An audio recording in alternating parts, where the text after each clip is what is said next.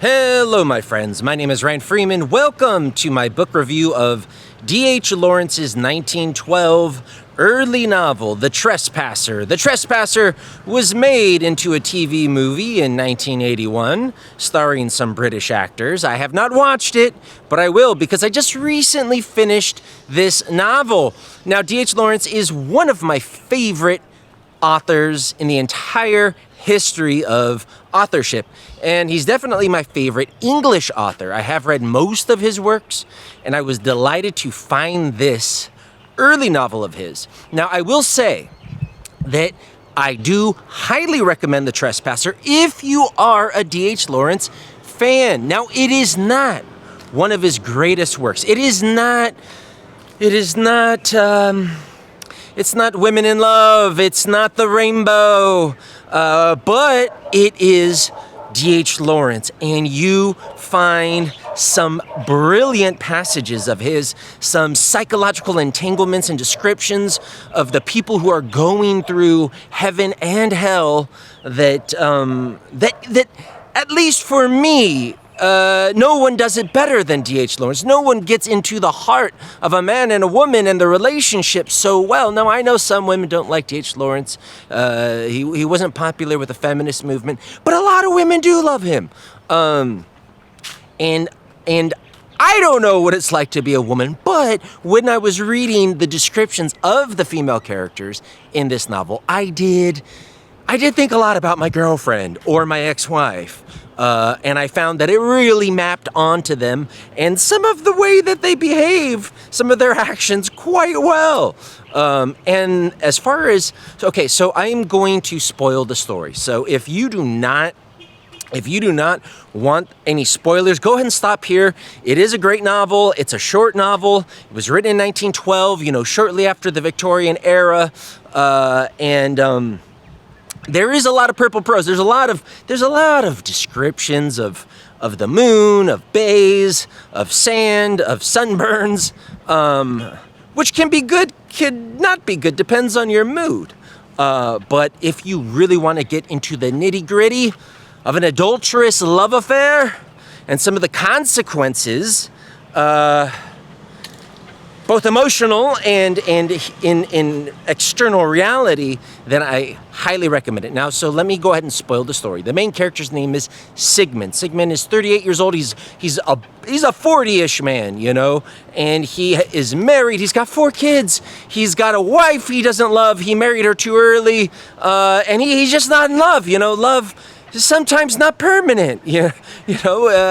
Love can be a fickle emotion. And he's got 4 kids, and the thing is, he's a violinist, he's an artist, but he's not really happy with his life. He feels trapped. He's not satisfied. He's not fulfilled as a father, as a husband, although he does love his kids. He has not only a duty to his kids, but he does have feelings for them, but he feels bad because he has a bad relationship with them. Why does he have a bad relationship with his kids? Well, because he has a bad relationship with his wife. And his wife, who is a stay-at-home mother, all she does is talk shit about her husband. She makes his life miserable. Now, why does she make his life miserable? Why does she talk shit about her husband? Oh, because he's not in love with her. He's in love with a younger woman, one of his former students, who used to be a family friend. And then once it was found out that dad is in love with her, they're not just teacher and student, and the family turns on her. She's excommunicated from the household, and they turn on Sigmund. So this is a novel about adultery. And it is a novel about love. It is a novel about social duty, because in this novel, Sigmund is torn between his social duty to his wife and his children, his job, his violin, which is tired.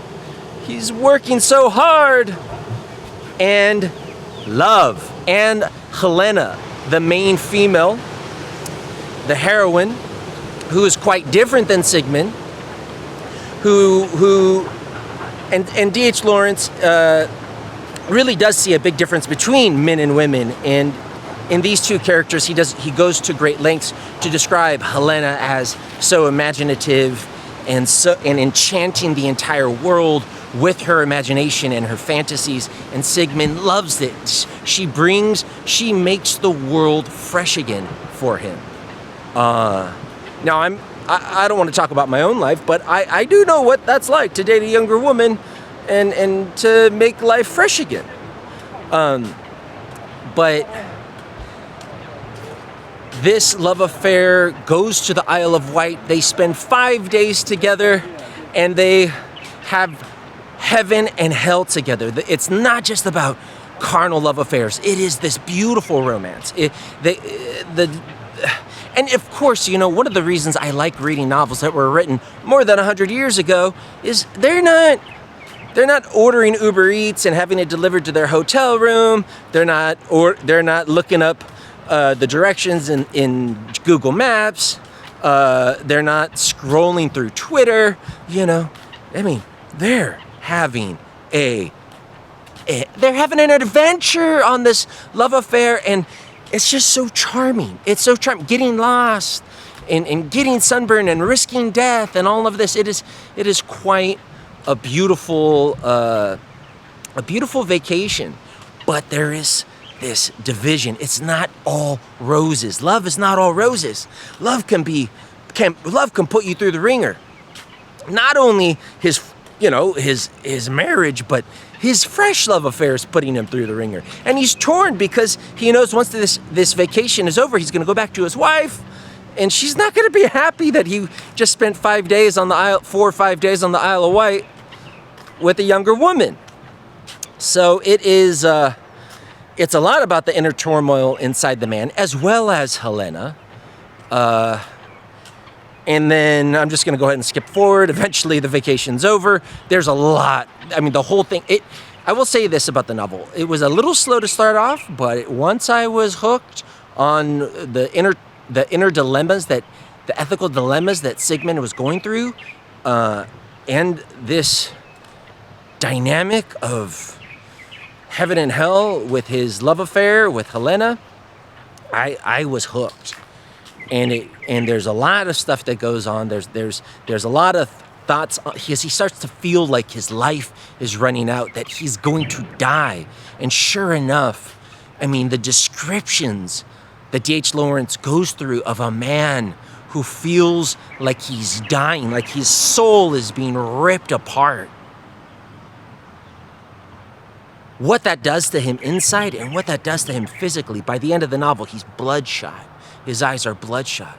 Helena is still waiting for him. Helena, his young love, wants him. His family is treating him like shit. The youngest daughters, they don't know what's going on. They just know mommy says dad's a deadbeat. I was married once. I know what it's like to have these cold wars with your wife where it's hell, right? And Sigmund's going through hell. And eventually he hangs himself, okay? That's the big spoiler. And he hangs himself. What's interesting is the very last part of the novel, it talks about the aftermath. And now Helena is distraught. She spends months and months distraught, listless. Her friends are worried about her because all she can think about is Sigmund. But new love blooms. That's a sad, tragic, because you almost would be touched that her love for Sigmund was eternal. In fact, she wanted to follow Sigmund into death, but new love blooms. And I think that is the power of life. And for his family, this was brilliant. This was brilliant. She talks about his ex-wife who wouldn't go through her feelings. She refused. She denied her feelings because she didn't want to feel any guilt. So she just busied herself, and she creates this business, and her kids, they just carry on. Like the whole family, they're like, oh my God, dad's dead. Pretty sure we killed them, but you know what? We can't muddle around in the fact that we just killed dad. Let's start a hotel, a boarding house. And then they all start living happily again. Even the little kids are fine. And Sigmund is completely forgotten. And so it's a story not only about adultery and about love and about the ups and downs of love, but it is also about how mortal we are. And even as important as Sigmund was to Helena, as important as he was to his family, as tragic as his death was, life moves on.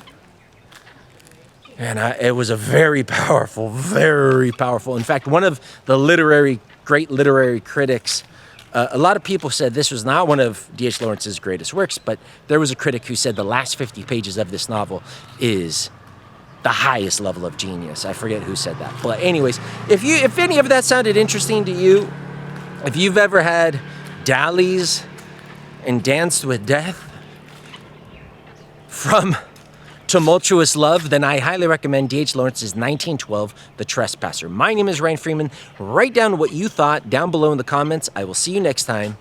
Bye.